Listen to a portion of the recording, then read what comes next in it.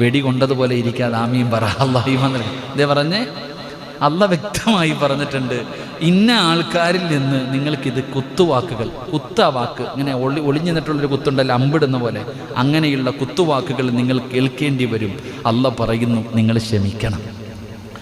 അല്ലാഹ് പറയുന്നു നിങ്ങൾ ക്ഷമിക്കുകയും സൂക്ഷ്മത പാലിക്കുകയും ചെയ്യുന്നുവെങ്കിൽ തീർച്ചയായും അത് ദൃഢനിശ്ചയം ചെയ്യേണ്ട കാര്യങ്ങളിൽ പെട്ടതാണെന്ന് അല്ലാഹുവിൻ്റെ വിശുദ്ധ ഖുർആൻ. അല്ലാഹു നമുക്ക് ഈമാൻ നൽകുമാറാകട്ടെ.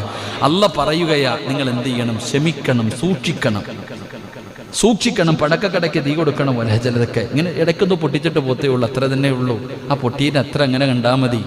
ആ പൊട്ടീരിന് അത്ര നമ്മൾ കാണാവൂ. കൂടുതൽ നമ്മൾ അങ്ങോട്ട് പോയാൽ ഓൻ പറന്നു പോകും. അതാണ് നമ്മൾ ചിന്തിക്കേണ്ടത്. പറഞ്ഞിട്ട് പോകുന്ന എത്രയോ പേര് ഇവിടെയൊക്കെ നിന്ന് എന്തെല്ലാം പറയണ്, എല്ലാത്തിനും മറുപടി കൊടുക്കാൻ പറ്റുമോ? അതൊക്കെ പറഞ്ഞിട്ട് പോട്ടെ, അവൻ നിന്ന് പറഞ്ഞിട്ടങ്ങ് പോകും, അവൻ്റെ ക്ഷീണം തീരുമ്പോൾ മതിയാകും. അല്ലാഹു ഈമാൻ നൽകുമാറാകട്ടെ.